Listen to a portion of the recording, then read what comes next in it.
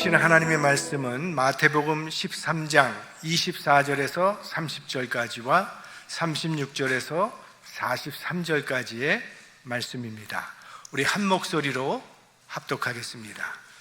예수께서 그들 앞에 또 비유를 베풀어 가라사대 천국은 좋은 씨를 제 밭에 뿌린 사람과 같으니 사람들이 잘 때에 그 원수가 와서 곡식 가운데 가라지를 덧뿌리고 갔더니 싹이 나고 결실할 때에 가라지도 보이거늘 집주인의 종들이 와서 말하되 주여 밭에 좋은 씨를 심지 아니하였나이까? 그러면 가라지가 어디서 생겼나이까? 주인이 가로되 원수가 이렇게 하였구나. 종들이 말하되 그러면 우리가 가서 이것을 뽑기를 원하시나이까? 주인이 가로되 가만두어라. 가라지를 뽑다가 곡식까지 뽑을까 염려하노라. 둘 다 추수 때까지 함께 자라게 두어라. 추수 때에 내가 추수꾼들에게 말하기를 가라지는 먼저 거두어 불사르게 단으로 묶고 곡식은 모아 내 곡간에 넣으라 하리라. 이제 36절부터 다시 봅니다. 이에 예수께서 우리를 떠나사 집에 들어가시니 제자들이 나와 가로되 밭의 가라지의 비유를 우리에게 설명하여 주소서. 대답하여 가라사대 좋은 씨를 뿌리는 이는 인자요 밭은 세상이요 좋은 씨는 천국의 아들들이요 가라지는 악한 자의 아들들이요 가라지를 심은 원수는 마귀요 추수 때는 세상 끝이요 추수꾼은 천사들이니 그런즉 가라지를 거두어 불에 사르는 것 같이 세상 끝에도 그러하리라. 인자가 그 천사들을 보내리니 저희가 그 나라에서 모든 넘어지게 하는 것과 또 불법을 행하는 자들을 거두어내어 풀무불에 던져 넣으리니 거기서 울며 이를 갈미 있으리라. 그때 의인들은 자기 아버지 나라에서 해와 같이 빛나리라. 귀 있는 자는 들으라. 아멘. 오늘 이 가라지 비유는요, 우리 지난 주일에 살펴봤던 씨 뿌리는 자의 비유에 연속되는 그런 비유가 되겠습니다. 지난주에 씨를 뿌렸는데 길가나 돌밭이나 가시밭에 뿌렸던 씨는 열매를 맺지 못했지만 옥토에 뿌려진 씨는 30배, 60배, 100배의 큰 수확을 얻었다고 했습니다. 그런데 오늘 이 가라지 비유는요, 씨앗이 옥토에 떨어졌다고 다 끝난 게 아니라는 겁니다. 거기엔 또 가라지라고 하는 어려운 문제가 있다는 것을 우리에게 보여주고 있습니다. 자, 이 비유도 예수님께서 아주 분명하게 친히 해석해 주셨기 때문에 다른 해석이 필요하지 않습니다. 그게 오늘 우리 36절에서 43절까지 읽은 그 예수님의 해석인데요. 좋은 씨를 뿌리는 자는 인자라고 했어요. 성경에 예수님이 자기를 부르실 때 늘 인자라는 말을 많이 하셨어요. 그래서 인자는 예수 그리스도를 가리키는 것입니다. 그리고 밭은 세상이라고 하셨어요. 좋은 씨는 천국의 아들들이라고 했고 가라지는 악한 자들의 아들들, 가라지를 심은 자는 원수라 그랬어요. 원수는 마귀, 그리고 추수 때는 세상 끝날, 그리고 추수꾼은 천사들이다. 이렇게 예수님께서 친히 다 해석을 해주셨어요. 그럼 우리가 이 비유를 통해서 얻을 수 있는 몇 가지 교훈을 한번 같이 생각해 보도록 하겠습니다. 첫 번째 교훈은 이겁니다. 이 세상에는 하나님의 자녀들을 쓰러뜨리고자 하는 악령의 역사가 있다는 거예요. 악령의 역사가 있다는 것을 우리에게 보여주고 있습니다. 자, 주인이 밭에 분명히 좋은 씨를 뿌렸어요. 그런데 원수가 가라지를 곡식 가운데 덧뿌리고 갔다, 이렇게 얘기하고 있습니다. 이 유대 나라의 가라지는요, 이삭이 나오기 전까지는 곡식과 똑같이 생겨서 농부조차도 구분하기가 어렵다고 합니다. 근데 일단 이삭이 나면 누구든지 구분할 수 있다고 합니다. 색깔이 다르다는 거예요. 근데 문제는 벌써 그때가 되면 이 가라지의 뿌리가 곡식의 뿌리와 얽히고 설켜서 가라지를 뽑아버리면 곡식도 함께 뽑히지기 때문에 손해를 주는, 막대한 손해를 끼치는 잡초가 바로 이 가라지라고 하는 잡초입니다. 원수가 왜 가라지를 그럼 뿌렸겠습니까? 농사 망치려고 하는 거죠. 근데 유대 사회에 이런 일들이 종종 있었다는 거예요. 원한 관계에 있는 사람의 밭에 밤에 몰래 가서 가라지를 뿌리고 도망가는 그런 일들이 종종 있었다고 합니다. 가라지만 뿌려놓으면 농사 망치는 거니까. 자, 이 세상에는 이와 같이 하나님의 백성들을 해치려는, 망하게 하려는 악령의 세력이 있다는 거예요. 그걸 얘기해 주고 있는 거예요. 마귀가 하는 일은 크게 두 가지로 분류할 수 있죠. 하나는 어떻게 하든지 예수 믿고 구원받지 못하도록 방해하는 일을 한다는 거예요. 우리 교회 갑시다, 예수 믿읍시다 하면 절대로 아무 반응도 하지 않던 사람이 어느 날 갑자기 그래, 나도 한번 교회 가봐야 되겠다 라고 작정을 하고 교회 가려고 그러는데 자동차에 빵꾸가 나. 또 그날따라 몸살이 나. 좀 가려고 했더니 오랜만에 친구가 갑자기 방문을 하는 거예요. 이런 일들은 그 이면을 본다면 마귀가 그 사람 예수 믿지 못하도록 방해하는 거라는 겁니다. 마귀는 그런 일을 한다는 거예요. 우리 눈에 보이지는 않지만 어떤 이면에는 분명히 마귀들이 역사하고 있다는 거예요.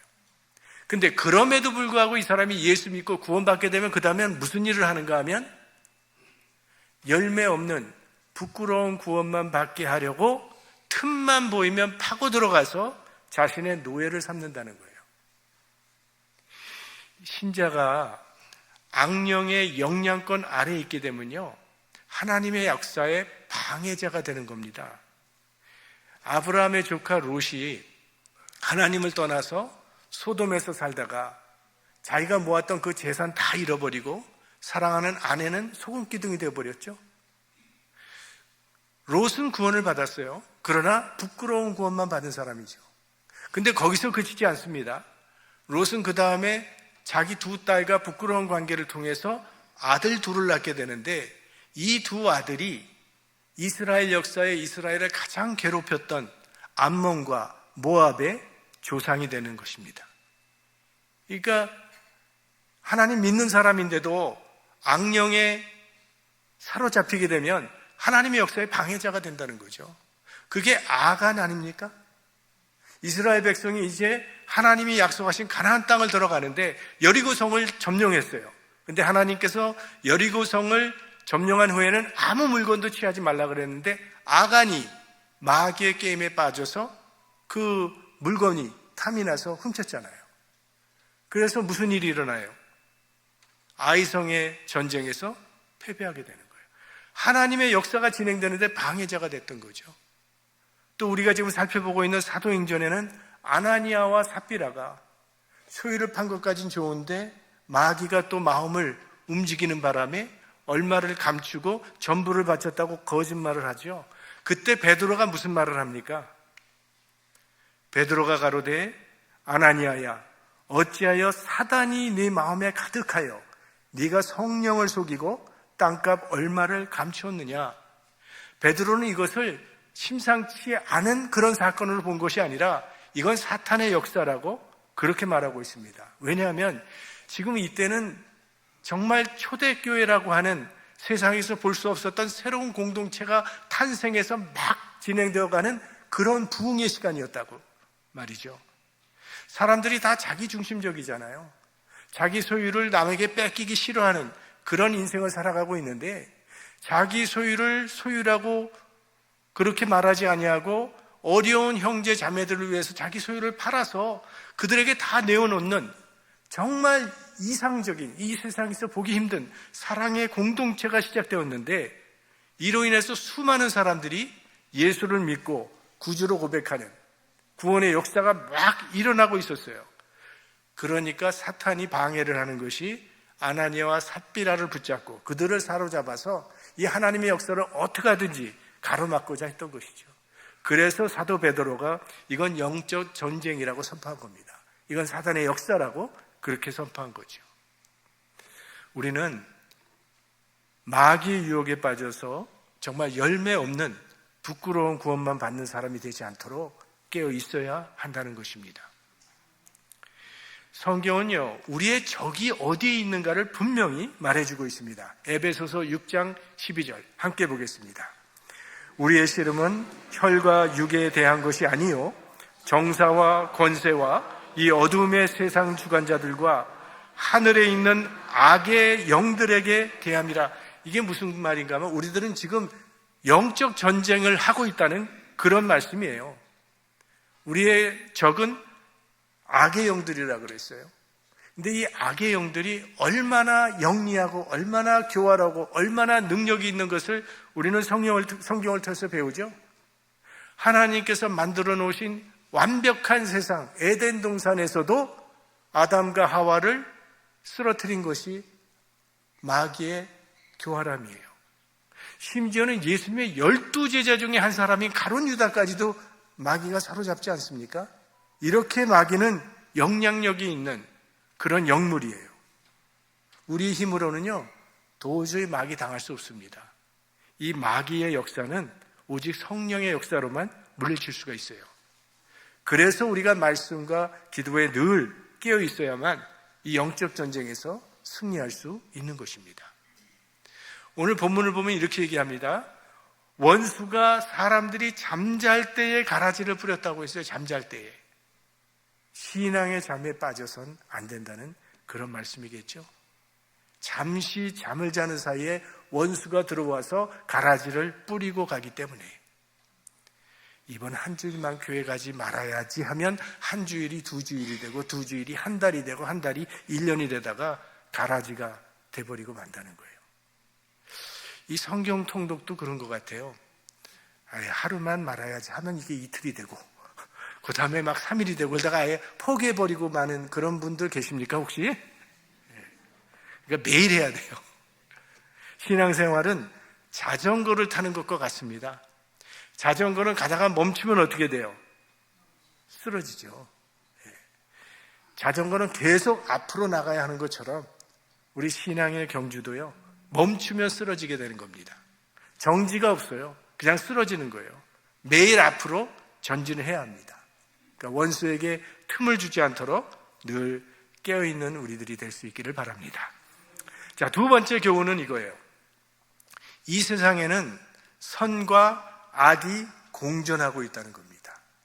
선과 악이 공존하고 있다. 자, 알곡과 가라지는요, 근본부터 이건 다른 씨앗이에요. 알곡은 성령으로부터 온 생명의 씨앗이고 가라지는 악령으로부터 온 멸망의 씨앗입니다. 근데 문제는 이게 같은 장소에 함께 뿌려졌다는 거예요. 그러니까 우리 기독교 세계관은 선과 악이 공존하는 세상이에요. 알곡과 가라지가 함께 공존하는 세상이라는 거예요. 선과 악은 예수님이 재림할 때까지 늘 공존하는 세력이라는 것을 오늘 본문이 우리에게 교훈해 주고 있는 거죠. 그리고 이 선과 악은 어디에나 있습니다. 교회에도 있어요. 세상 속에도 물론 있지만 교회에도 선과 악이 섞여 있다는 거예요. 근데 그런 공동체만 있는 게 아니라 사도 바울의 로마서를 읽어보면 선과 악이 우리 안에도 존재한다고 이야기하고 있어요. 로마서 7장 21절 함께 볼까요? 내가 한 법을 깨달았노니 곧 선을 행하기 원하는 나에게 악이 함께 있는 것이로다. 이건 바울의 자기 갈등에 대한 고백이죠. 내 안에 두 세력 때문에 내가 괴로워하면서 너무 고통스럽다고, 그러면서 그가 절규의 함성을 하는 것이 바로 그 다음에 나오는 오호라 나는 공고한 사람이로다. 이 사망의 몸에서 누가 나를 건져내랴, 이렇게 나오잖아요. 이 사망의 몸이라는 게 뭐예요? 내 안에 두 세력이 있기 때문에 그런 거예요. 인간 속에는 죄도 있지만 선을 행하고자 하는 선의 의지도 있다는 거예요. 이 선과 악이 함께 공존하는 것이 인간의 실존이라고 사도 바울은 이야기했습니다. 근데 여기에 우리의 갈등이 있는 거죠. 하나만 있다면 문제가 없는데 이 두 개의 세력이 항상 싸우고 있기 때문에 이게 힘든 거죠. 그래서 인간은 걸어다니는 내란이다라는 그런 말을 해요. 우리 마음은 전쟁터라는 거죠. 끊임없는 싸움이 일어나고 있기 때문에. 자, 이렇게 우리 안에 두 개의 세력이 공존하고 있기 때문에 갈등과 고통이 있다는 것을 하나님께서는 잘 아실 텐데, 왜 그렇다면 우리 안에 있는 이 죄의 세력을 왜 뿌리 뽑아주지 아니하시고 그대로 내버려 두시는 것인가 하는 것입니다. 그건 우리가 우리 자신을 살펴보면 어느 정도 알 수 있는 답이 있는데요. 우리 삶에 긴장이 없으면 신앙 성장이 이루어지지 않습니다. 결국은 긴장이 있고 좀 고통도 있어야지만 신앙의 성장이 이루어지는 것을 우리는 다 공감하실 거예요. 늘 편안하기만 하면 기도 생활 잘 안 하잖아요. 그러나 무슨 어려운 문제가 닥치면 하나님께 가까이 나가는 게 우리 인간이거든요. 제가 예전에 캄보디아를 갔다가 캄보디아 가니까 거기 망고들이 참 많이 있더라고요. 그래서 망고를 많이 먹었는데 이렇게 동네를 다니다가 동네 중앙에 굉장히 큰 망고나무가 있더라고요. 근데 그 망고나무를 이렇게 쳐다보니까 이 나무 줄기에 얼마나 상처가 많이 나 있는지 모르겠어. 그냥 막 돌로 때린 것 같기도 하고 쇠붙이로 긁은 것 같아요. 그러니까 상처가 많은 거예요. 그래서 사람들이 왜 나무를 저렇게 괴롭힐까라고 생각을 했는데요. 그 현지인의 이야기를 들어보니까 망고나무가 오래되면 더 이상 열매를 맺지 못하게 된다고 합니다. 근데 그럴 때 그 망고나무를 계속 괴롭히면요, 못 살게 구르고 막 때리고 막 쇠붙이로 긁고 그러면 열매가 맺힌다는 거예요. 여러분 집에 나무 중에 열매 안 맺는 나무가 있으면 한번 해보세요. 다른 나무도 되는지 모르지만 망고나무는 그렇다는 거예요. 우리가 그리스도인이 되는 순간에 하나님께서 만약 우리 안에 있는 모든 악의 죄의 뿌리를 그냥 뽑아버리신다면 어떻게 될 것 같습니까? 그래서 우리가 전혀 죄라는 건 생각도 않고 죄는 짓지 않은 완벽한 인간이 된다면 우리가 신앙생활 잘할 것 같습니까? 아마 우리 신앙의 간절함, 또 신앙의 성장, 이런 건 찾아보기 힘들 것이라고 생각해요. 언제 우리의 심령이 가난해지는가를 생각해 보세요. 실패했을 때나 나의 죄 때문에 내가 너무나 비참해졌을 때, 그때 우리의 마음이 가난해지죠. 그때 하나님을 가까이 찾을 때예요. 그렇게 생각해 보면 죄도 어떻게 보면 필요악이라고 볼 수 있고, 우리 하나님께서는 우리의 죄까지도 선하게 사용하시는 지혜의 하나님이심을 우리가 알 수가 있죠. 우리는 평생 이 악과 선, 이 두 세력 가운데 죽는 그날까지, 죽기 전 날까지는 계속 갈등하면서 살게 됩니다. 승리의 노래를 부를 때도 있을 것이고, 때로는 슬픔에, 실패에 눈물을 흘려야 될 때도 있을 거예요. 그러나 우리가 기억해야 할 것은요, 우리는 최후의 승리가 보장된 싸움을 싸우고 있다는 거예요. 예수 그리스도께서 십자가에서 이 사탄의 머리를 깨뜨리시고 승리하셨기 때문에, 그래서 우리 속에 착한 일을 시작하신 이가 그리스도의 예수의 날까지 이루실 줄을 믿으시기 바랍니다. 예수 그리스도를 푯대로 정하고 우리는 이런 고통과 괴로움과 갈등이 있음에도 불구하고 우리는 날마다 믿음의 경주를 달리는 그런 하나님의 자녀가 되어야 합니다. 자, 세 번째 교훈은요, 지금은 심판의 때가 아니라는 거예요. 지금은 은혜의 때라는 것을 오늘 본문이 우리에게 보여주는 것입니다. 자, 종들이 곡식 가운데 가라지가 있는 것을 보고 주인에게 뽑기를 원하시나이까 하고 물었다고 했어요. 그런데 주인은 뭐라고 하냐면 그냥 그대로 내버려 두라. 둘 다 추수 때까지 함께 자라게 두라고 그렇게 명하고 있습니다. 자, 이런 소극적인 하나님의 성격이 좀 시험이 될 때도 있고 이게 불만스러울 때도 있어요. 왜 저런 악인들을, 누가 봐도 저건 악인인데 왜 저런 악인을 그대로 내버려 두시는가? 당장에 심판하서 멸망을 시키든가 싹 뿌리를 뽑아버릴 것이지, 왜 하나님께서는 하나님의 역사를 방해하는 가라지들을 그대로 내버려 두시는가?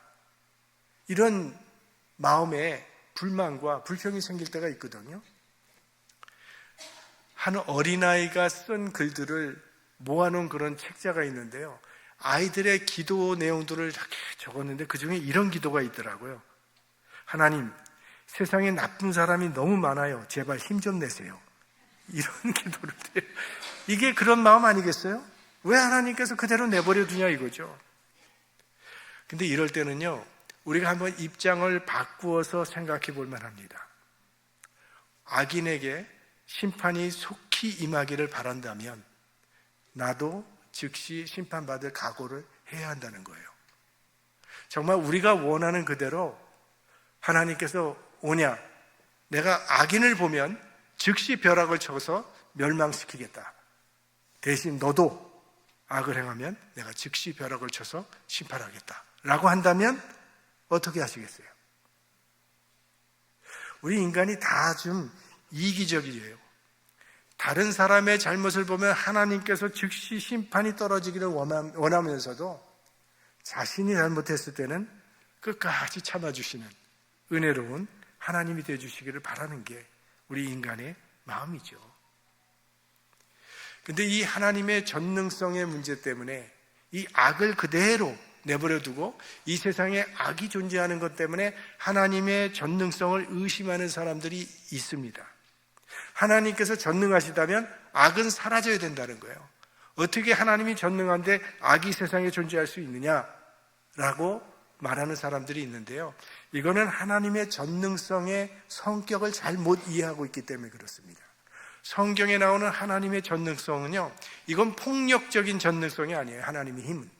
하나님의 힘은요, 굉장히 은혜적인 그런 전능성이라는 것을 우리는 성경을 통해서 계속 발견하게 되는 거예요. 마치 우리가 잘 아는 그 이솝 이야기 중에 이런 거 나오잖아요. 추운 겨울날 바람과 해가 내기를 하잖아요. 지나가는 나그네 옷을 벗기기 내기를 하는데 먼저 바람이 나서서 정말 큰 거센 바람을 일으키지 않습니까?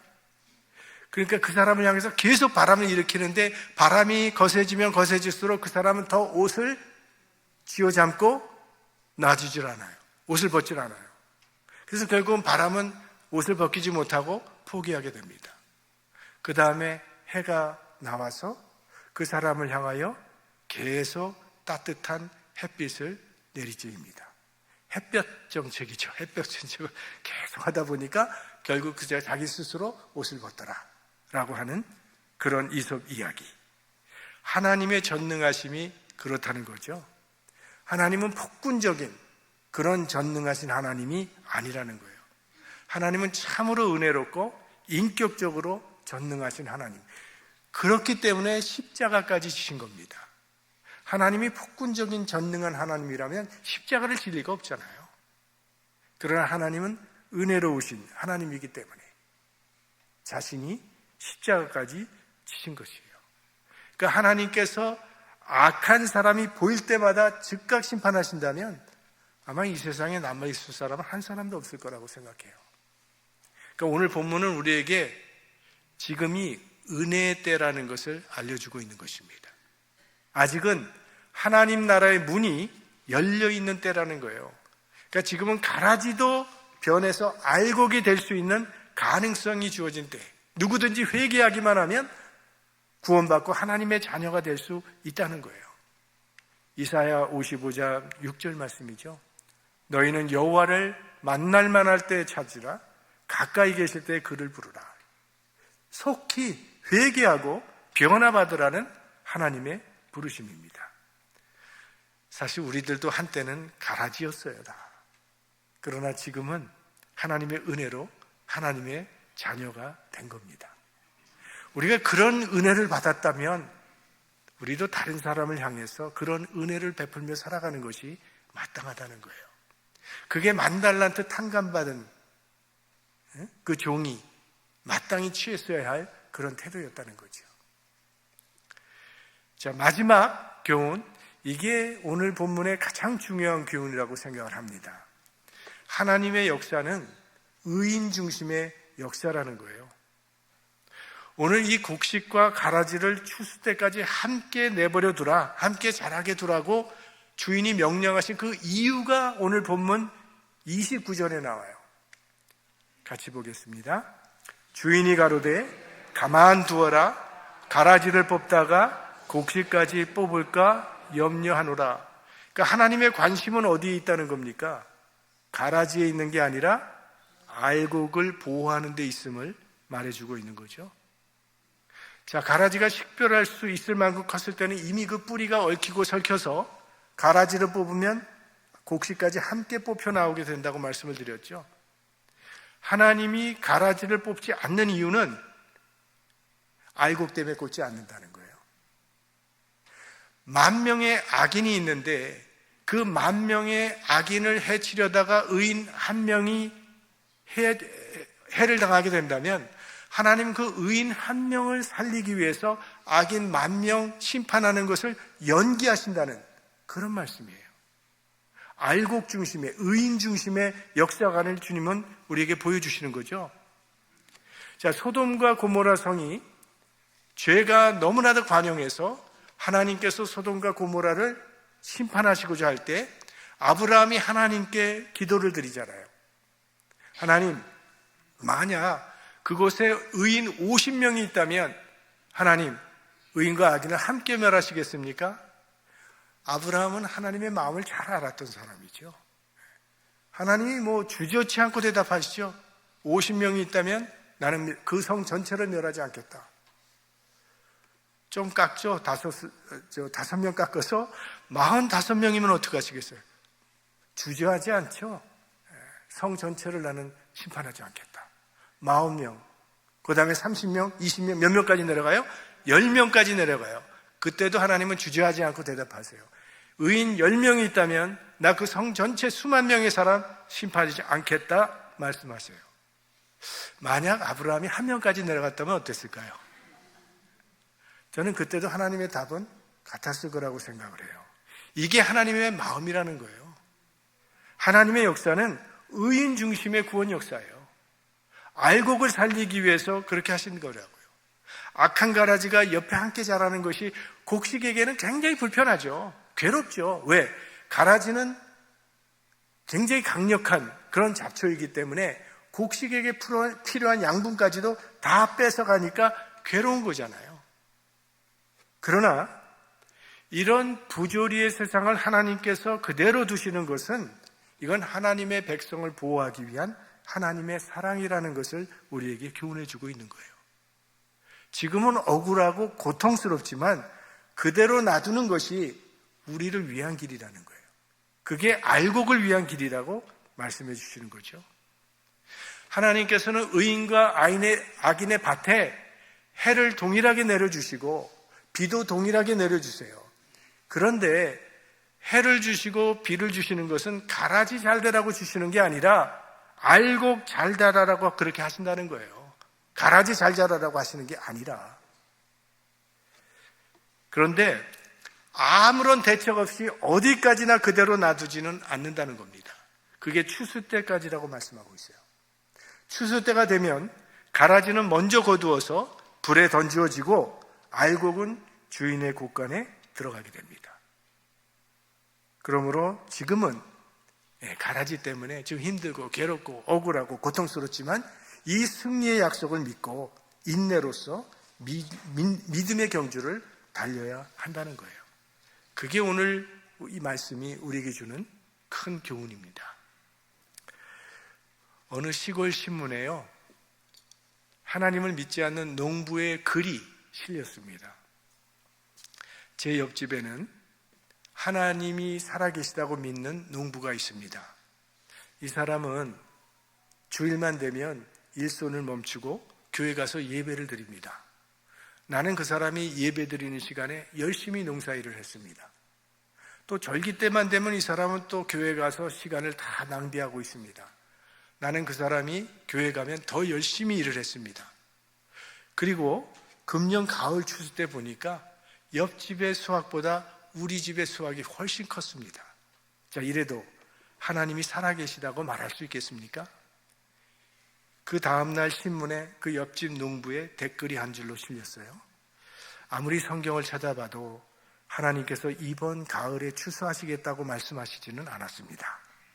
이게 그 사람의 답입니다. 가라지가 함께 있다고 낙심할 필요도 없고요. 악인이 잘 되고 형통한다고 부러워할 필요도 없습니다. 왜? 반드시 추수할 날이 올 것이기 때문입니다. 또 추수 때가 되면 이 세상에 불완전했던 모든 것들이 하나님 앞에서 완전한 심판을 받게 될 것입니다. 그날은 가라지에겐 두려운 심판의 날이 될 것이요, 믿는 사람에게는 구원과 보상의 날이 될 것입니다. 43절 우리 함께 보겠습니다. 그때의 의인들은 자기 아버지 나라에서 해와 같이 빛나리라. 귀 있는 자는 들으라. 여러분 모두 하나님의 나라에서 해와 같이 빛나는 의인들이 될 수 있기를 주님의 이름으로 축원합니다.